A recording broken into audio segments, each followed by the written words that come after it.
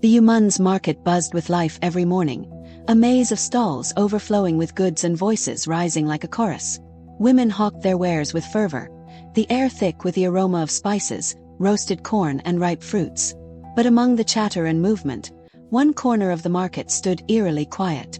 Mama Risi sat by her modest stall, her basket of bananas untouched by customers. Her neighbors' stalls bustled with activity. Buyers bargained, coins exchanged hands, and laughter filled the air. Yet for Mama Risi, the hours dragged like years. Her once bright hope of running a successful business had turned into an unending nightmare.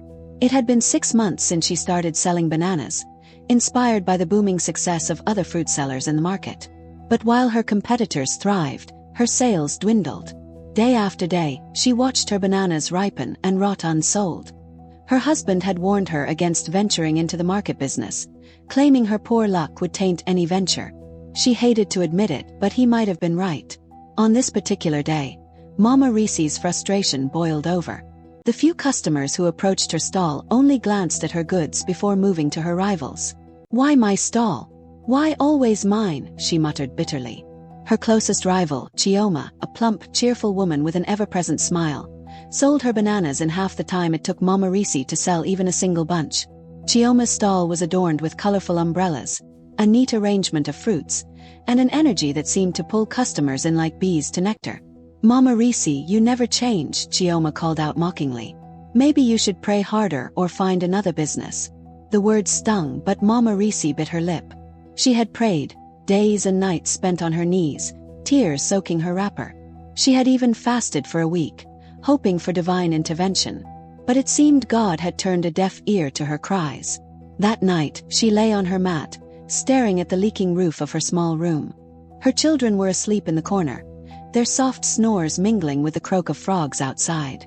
Her husband, Okonkwo, was out drinking palm wine again, likely complaining about her failures to anyone who would listen. A soft knock startled her. She rose cautiously, wondering who could be at her door at such a late hour. She opened it to find her friend Nkem, a fellow trader from the market. "Mama Risi, I have something to tell you," Nkem whispered, her eyes darting nervously. "What is it? Why are you here so late?" "There is a way to make your business flourish," Nkem began hesitantly. "But it is not for the faint of heart." Mama Risi frowned. "What are you talking about?" "There are beings actually, who can help. Powerful beings. They live by the river, and they can give you what you need to succeed." Mama Risi's heart skipped a beat. She had heard whispers of strange rituals and mysterious forces at the Yumun's river, but had always dismissed them as superstitions. Now, in her desperation, she was willing to consider anything. "How do I find them?" she asked, her voice trembling. Nkem hesitated, as though reconsidering her decision to share this forbidden knowledge. But then she sighed. "I will take you there tomorrow night. But you must promise to keep this a secret. If anyone finds out, it could mean trouble for both of us." The following day passed in a blur. Mama Risi could hardly focus on her stall, her mind consumed with thoughts of the mysterious beings. As the sun dipped below the horizon, she packed up early, earning snide comments from Chioma. "Going home to cry again, Mama Risi?" Chioma called out, laughing with her customers. Mama Risi ignored her and hurried home to prepare. Later that night, Nkem arrived, and together they made their way through the dense forest that surrounded Yumun's. The air grew colder as they approached the river, the sound of rushing water mingling with the chirps of nocturnal insects. When they reached the riverbank, Nkem stopped and pointed to a spot where the water seemed unnaturally still. "They are here," she whispered. "Call out to them." Mama Risi's throat went dry. She hesitated, but the thought of returning to her miserable life spurred her on. "I need your help," she called out, her voice cracking. "Please, I am desperate." The water began to ripple, and a chilling wind swept through the air. Out of the depths emerged 3 figures. 2 women with pale, ghostly skin and flowing hair, and a mermaid whose shimmering tail reflected the moonlight. Their eyes glowed with an otherworldly light as they regarded Mama Risi with a mix of curiosity and menace. "What do you seek?" one of the witches asked, her voice echoing like a haunting melody. Mama Risi fell to her knees. "I want my business to succeed. I want customers to come to me, not my competitors." The mermaid smiled, revealing sharp teeth. "We can give you what you desire, but every gift has its price. What price? Mama Risi stammered. The lives of those who stand in your way, the other witch said. And the lives of those who buy from you. Are you willing to pay this price? Mama Risi hesitated, her heart pounding. The thought of sacrificing lives horrified her, but so did the idea of returning to her hopeless existence. Finally she nodded. I agree. The witches and the mermaid began to chant, their voices weaving an eerie melody that made the air hum with energy. They handed her a glowing banana and whispered incantations into her ear. Sell these, they instructed, and you will see the power of our gift. But remember, you are bound to us now. As Mama Risi walked back home that night, clutching the enchanted banana, a mix of fear and excitement coursed through her veins. She had made her choice, and there was no turning back. The next morning, as she set up her stall, customers began flocking to her as though drawn by an invisible force. Her bananas sold out within hours, leaving her rivals in stunned disbelief. For the first time in months, Mama Risi felt triumphant. But as the days passed and reports of mysterious deaths began to surface, a nagging dread settled in her heart. She had opened a door to darkness, and she wasn't sure she could ever close it again. The morning after her first encounter with the witches and the mermaid, Mama Risi arrived at the Yumun's market with renewed confidence. Her basket of bananas seemed to glow with an unnatural vibrance, the fruit larger and more golden than any she had ever sold. She arranged them neatly on her stall, casting nervous glances at her competitors. Chioma and the others were already busy, their laughter and cheerful banter filling the air as customers crowded around them. But something was different this time. The moment Mama Risi set down her bananas, a strange hush fell over the market. Heads turned in her direction, and soon, a trickle of buyers became a flood. Men, women, and even children swarmed her stall, shoving and shouting to get their hands on her bananas. Coins clinked in her hands as she sold bunch after bunch, barely able to keep up with the demand. Mama Risi, what kind of magic is this? One of her competitors, Ada, called out, her tone half joking but tinged with envy. Where did you find such beautiful bananas? Mama Risi forced a smile. Hard work and prayers, my sister, she replied, though her heart raced with unease. She could feel the weight of the witch's words pressing down on her. Every gift has its price. By midday, her basket was empty, and she had earned more money in a few hours than she had in an entire week before. Her competitors watched in stunned silence as she packed up her stall and left the market with a triumphant smile. But her victory was short-lived. That evening, as she sat counting her earnings, news spread like wildfire through the village. A young boy who had bought bananas from her stall earlier that day had collapsed and died without warning. His family was inconsolable, and whispers of a curse began to circulate. Mama Risi's heart sank as she listened to the murmurs from her neighbors. It's probably the heat, one woman said. The poor child must have been dehydrated. No, another replied, lowering her voice. I heard his mother say he ate bananas from Mama Risi's stall before he died. You know how these things go. People don't just die like that. Mama Risi clenched her fists, her mind racing. It's just a coincidence, she told herself. This has nothing to do with me. But deep down she knew better. The next day, Mama Risi returned to the river under the cover of darkness. The witches and the mermaid were waiting for her, their eyes glinting like shards of glass in the moonlight. You have done well, the mermaid said, her voice dripping with satisfaction. Your stall is now the most sought after in the market. But the boy, Mama Risi began, her voice trembling. He died after eating my bananas. Why didn't you tell me this would happen? The witches exchanged amused glances. We told you there would be a price, one of them said. You agreed to it. Did you think success would come without sacrifice? I didn't know it would be like this, Mama Risi protested. Killing innocent people. They are not innocent, the mermaid interrupted sharply.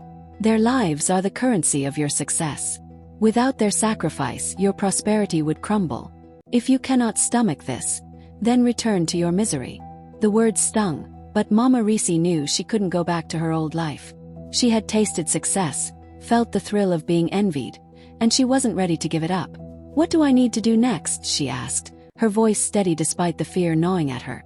The witches smiled, their faces a twisted mix of beauty and malice. Sell more bananas, one of them said.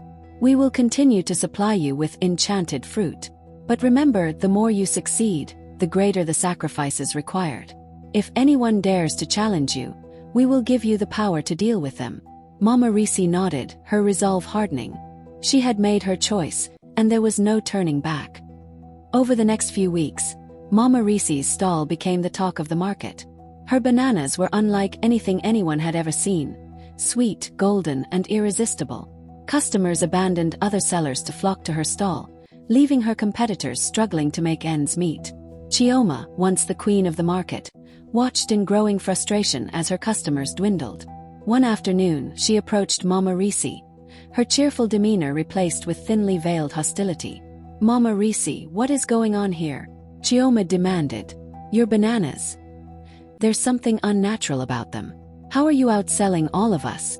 Mama Risi shrugged, feigning innocence. "I told you, Chioma. Hard work and prayers. Maybe you should try it." Chioma's eyes narrowed. "Don't play games with me, Mama Risi. I know there's more to this than you're letting on." That night, as Mama Risi prepared for bed, she couldn't shake the feeling of unease. Chioma's words echoed in her mind, and she wondered if her rival would uncover her secret. The thought terrified her, but she knew she had an ace up her sleeve. The next morning, Mama Risi visited the river once more. "Chioma suspects something," she told the witches. "I'm afraid she'll ruin everything." The mermaid's lips curled into a sinister smile. "Then we will take care of her." Before Mama Risi could ask what that meant, the witches began to chant, their voices weaving an ominous melody. They handed her a small vial filled with a dark, viscous liquid. "Mix this into her bananas," one of the witches instructed. "It will ensure she never bothers you again." Mama Risi hesitated, the weight of her actions pressing down on her. But then she thought of Chioma's mocking laughter, her years of struggle and humiliation, and the sweet taste of victory she had finally achieved. "I'll do it," she said, her voice firm. The following day, Mama Risi waited until Chioma was distracted before slipping the contents of the vial into her rival's basket of bananas. By noon, Chioma had collapsed in the middle of the market, frothing at the mouth. Panic erupted as onlookers tried to help, but it was too late. Chioma was gone. As the market descended into chaos, Mama Risi stood by her stall, her face a mask of feigned shock. But inside, she felt a mix of triumph and dread. She had eliminated her greatest rival, but at what cost? The deaths in the market didn't go unnoticed. As the days turned into weeks, whispers of curses and dark forces spread like wildfire. Some began to suspect Mama Risi, but no one dared confront her directly.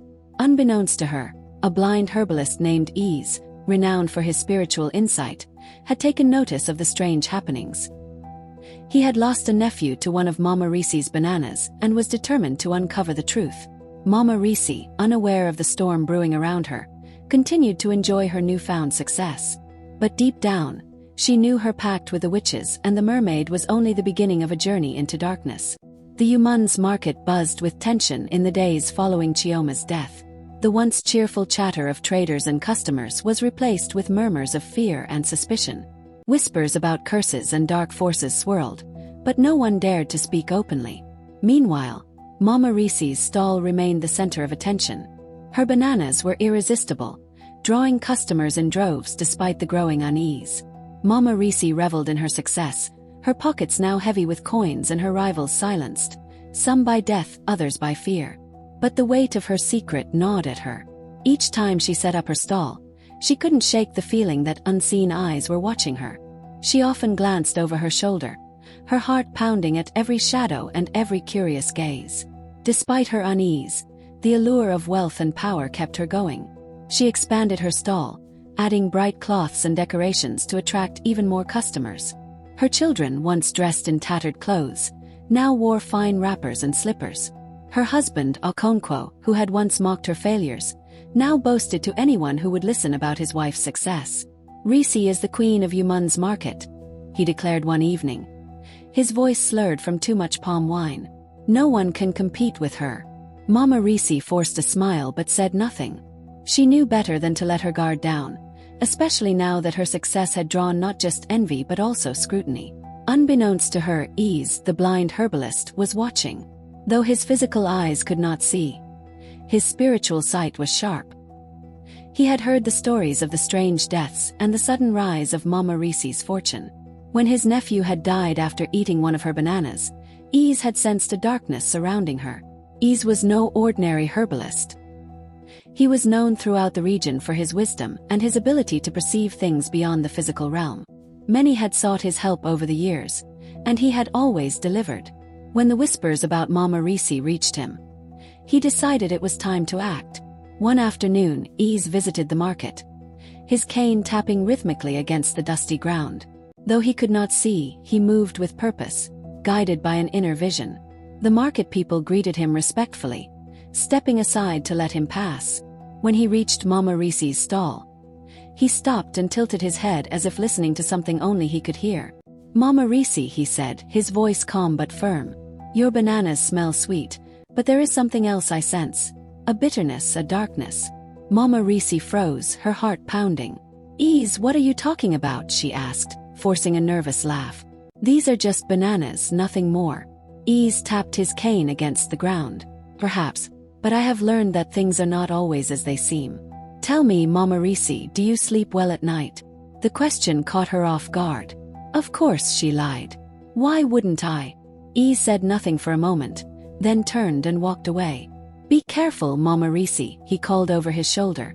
"The truth has a way of revealing itself." That night, Mama Risi couldn't sleep. Ease's words replayed in her mind, filling her with dread. She knew she couldn't afford to let her guard down, not with someone like him asking questions. She decided to visit the river again, hoping the witches and the mermaid could help her. When she arrived at the riverbank, the air was thick with tension. The witches and the mermaid emerged from the water, their faces grave. "We sense trouble," one of the witches said. "Someone is watching you." Mama Risi nodded. "A blind herbalist named Ease. He came to my stall today. He suspects something." The mermaid frowned. "Ease is dangerous. His blindness does not hinder his sight. If he discovers the truth, he could ruin everything. What should I do?" Mama Risi asked, panic rising in her voice. The witches exchanged glances, then handed her a small charm made of bones and feathers. "Place this under his pillow," one of them instructed. "It will silence him forever." Mama Risi hesitated. Ease was respected and loved by the community. If anything happened to him, people would notice. But the thought of losing everything she had worked for pushed her doubts aside. "I'll do it," she said, her voice trembling but resolute. The next day, Mama Risi waited until nightfall before sneaking to Ease's compound. The herbalist lived alone in a modest hut surrounded by herbs and charms. Mama Risi's hands shook as she crept inside, her heart pounding in her chest. She found his mat and carefully placed the charm under his pillow before slipping away into the darkness. But Ease was no ordinary man. That night, as he lay down to sleep, he sensed the charm's presence immediately. He rose from his mat, holding the charm in his hands, and began to pray. His voice echoed through the hut, a powerful invocation that seemed to shake the very walls. The witches and the mermaid, sensing their magic being undone, grew furious. They appeared to Mama Risi in her dreams, their faces contorted with rage. "You have failed us," the mermaid hissed. "Ease is too strong. Now he knows we are involved." Mama Risi fell to her knees, tears streaming down her face. "I didn't know. Please give me another chance." The witches sneered. "There is no room for weakness in this pact. You must eliminate Ease before he destroys everything." Mama Risi woke up in a cold sweat, her heart pounding. She knew the stakes had been raised. Ease was no longer just a threat. He was her enemy. But as she prepared to face him, she couldn't shake the feeling that her world was unraveling, and that the price of her success was becoming too steep to bear. Mama Risi awoke the next morning with a pounding headache and a growing sense of dread. She knew she was running out of time. The witches and the mermaid had made it clear. Ease had to be dealt with. But how could she silence a man whose spiritual strength far outweighed her own? At the market that day, the atmosphere was tense. News of Chioma's death still lingered, and whispers about Ease's mysterious visit to Mama Risi's stall had spread. Customers approached her stall with cautious curiosity, drawn by her bananas but wary of the rumors.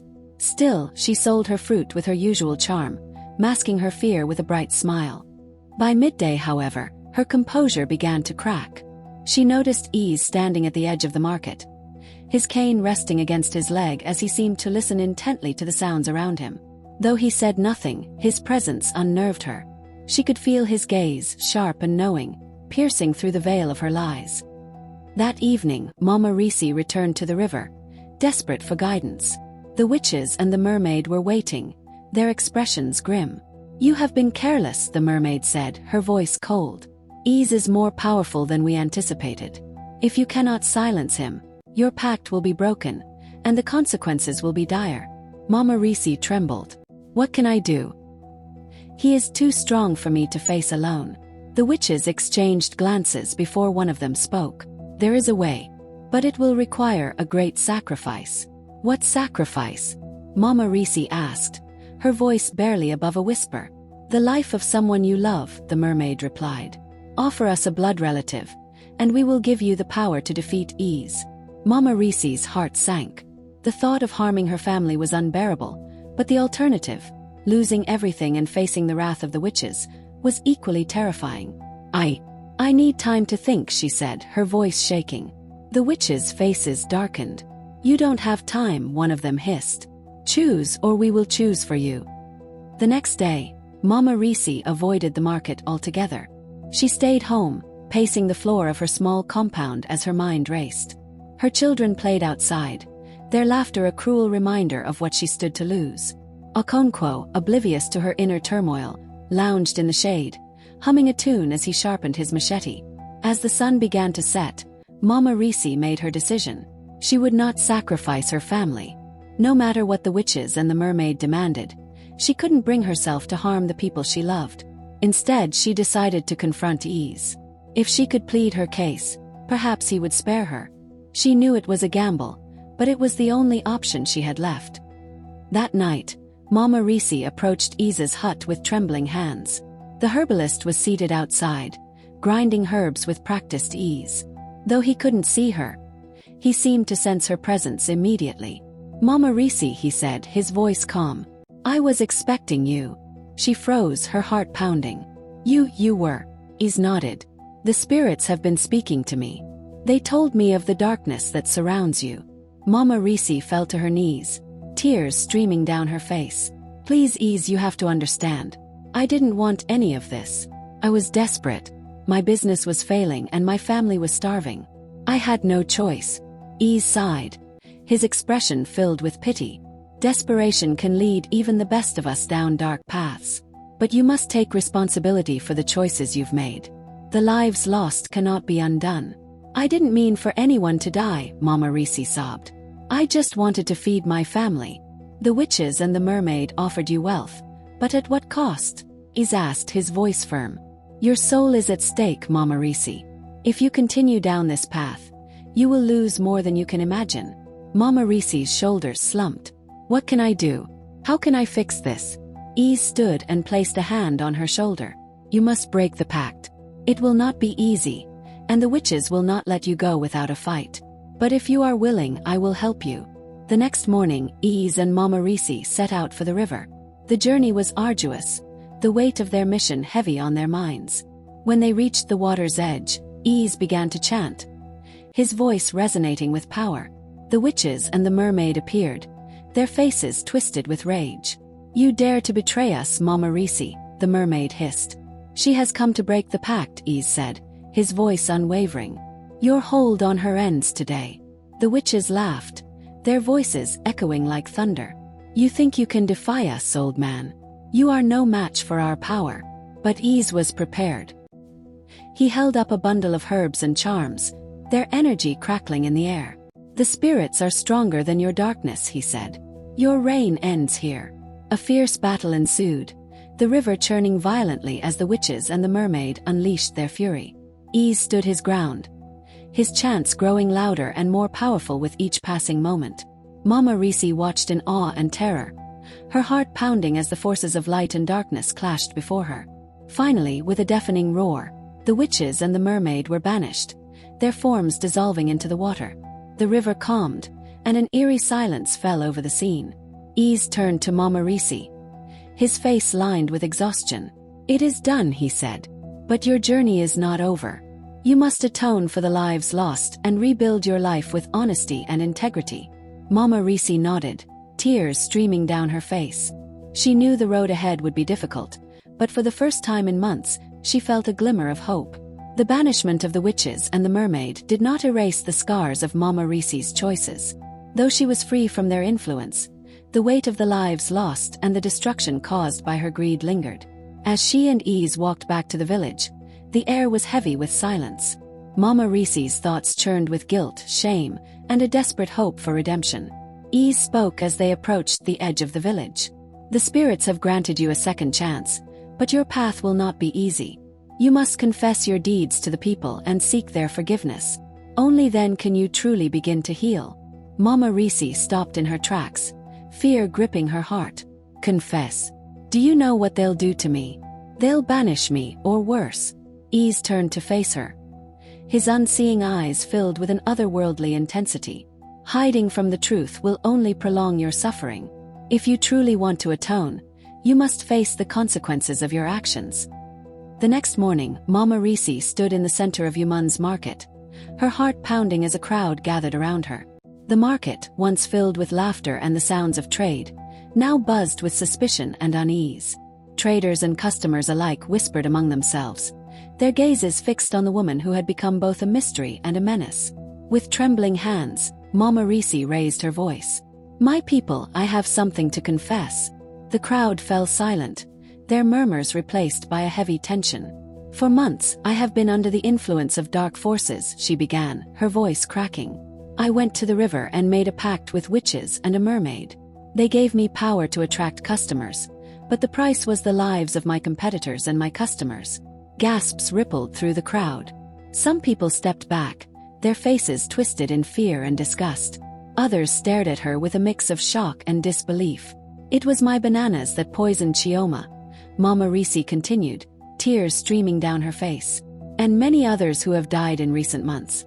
I was blinded by greed and desperation, but I see now the cost of my actions. I beg for your forgiveness. For a moment the crowd was silent. Then a voice rang out.